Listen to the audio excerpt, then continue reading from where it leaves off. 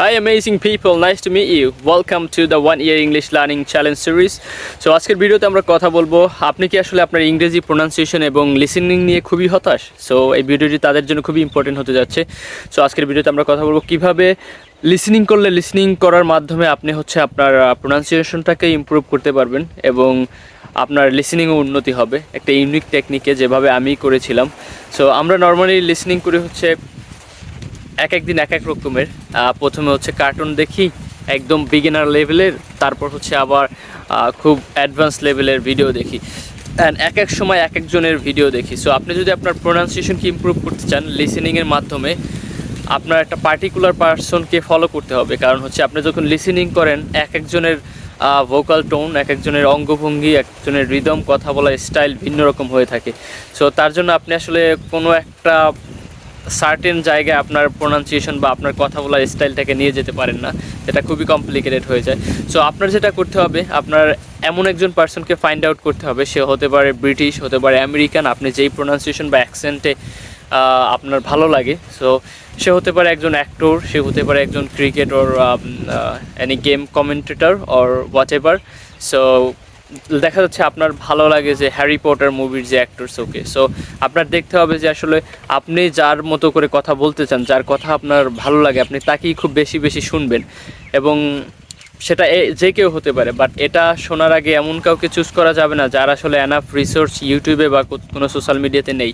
So আপনি যাকে listening করবেন, যার মতো আপনি কথা বলতে চান, ডেফিনেটলি তার কমপক্ষে 20 মিনিটের 100 বা 150 ভিডিও ইউটিউবে কোনো সোশ্যাল মিডিয়াতে থাকা উচিত। নাহলে তো আপনি দীর্ঘ টাইম সার্ভাইভ করতে পারবেন না, আপনি দীর্ঘদিন ধরে তাকে লিসেনিং করতে পারবেন না। সো আপনি যদি পার্টিকুলার একটা পার্সনকে প্রতিদিন লিসেনিং করেন, দেন একটা টাইমে গিয়ে দেখা যাবে তার ভোকাল টোন, তার কথা বলার স্টাইল, তার রিদম, ইন্টোনেশন সব কিছু হচ্ছে আপনার কথা বলার স্টাইল সব কিছু তার মতো হয়ে যাবে। সো এটা খুব সাডেনলি হবে না, আপনাকে ধৈর্য ধরে তাকে লিসেনিং করতে হবে এবং মাঝে মাঝে আপনি ইমিটেটই করবেন, আপনি শ্যাডোয়িং করবেন। সেটা হচ্ছে আপনি তার কথা শুনে তার ভিডিও পজ করে সেভাবে বলার ট্রাই করবেন।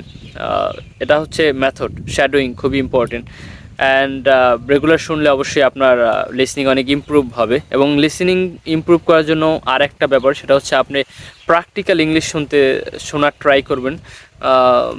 যদি হচ্ছে এটা হচ্ছে অন্য ক্ষেত্রে, যদি প্রোনাউন্সিয়েশন ইমপ্রুভ করতে চান, তাহলে একটা পার্টিকুলার সে হতে পারে পডকাস্টারদের ফলো করলে বেশি ভালো হয়, কারণ তারা আপডেট প্রতিদিন তাদের চ্যানেলে ভিডিও দেয়। সো আপনি একটা পার্টিকুলার পডকাস্টারকে ফলো করতে পারেন, সে হতে পারে লুক ইংলিশ পডকাস্ট আছে, আরও অনেকে আছে। আপনার যার ভোকাল টোন, যার অ্যাকসেন্ট, যার কথা বলার স্টাইল আপনার কাছে ভালো লাগে, আপনার মনে হয় যে আমি তার মতো করে কথা বলতে চাই, সো আপনি ওই পার্সনটাকে ফলো করবেন এবং এটা খুঁজে নেওয়ার দায়িত্ব একদমই আপনার, ইট ডিপেন্ড অন ইউ।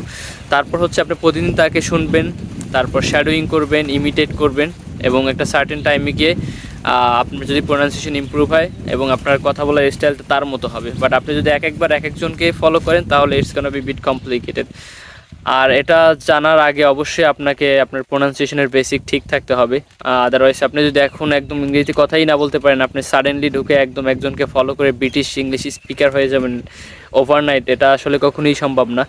এবং প্রথম দিকে আপনারা যদি আপনারা যদি ইংলিশ লিসেনিংটা ইমপ্রুভ করতে চান, প্রোনাউন্সিয়েশন অ্যাভয়েড করে, সো লিসেনিং ইমপ্রুভ করার ক্ষেত্রে আপনার হচ্ছে প্র্যাকটিক্যাল লিসেনিং শুনতে হবে। সো প্র্যাকটিক্যাল লিসেনিং বলতে আমি যেটা বুঝাচ্ছি, আমি যেটা করতাম সেটা হচ্ছে আপনার প্র্যাকটিক্যালি ইংলিশ ট্রাভেল ব্লগারদের ফলো করতে পারেন, যারা হচ্ছে প্র্যাকটিক্যালি বিভিন্ন সার্কুমস্টেন্সে কথা বলে। সো এবং ন্যাচারালি ওগুলা ফলো করবেন। বাট আপনি যখন একটা পডকাস্টারকে ফলো করবেন, সে এমনভাবে গুছিয়ে কথা বলবে যাতে আপনি শুনে বুঝতে পারেন, বা কারণ এটা হচ্ছে ইংলিশ লার্নারদের জন্য। আর ট্রাভেল ব্লগাররা হচ্ছে তাদের মতো করে প্র্যাকটিক্যালি কথা বলে।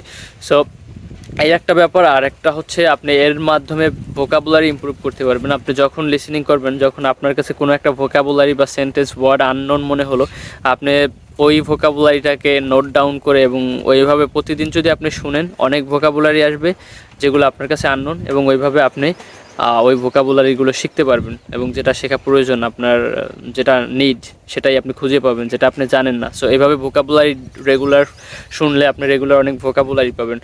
সো ফার্স্ট হচ্ছে একটা পার্টিকুলার পার্সনকে খুঁজে বের করা, তাকে আপনি রেগুলার শুনবেন।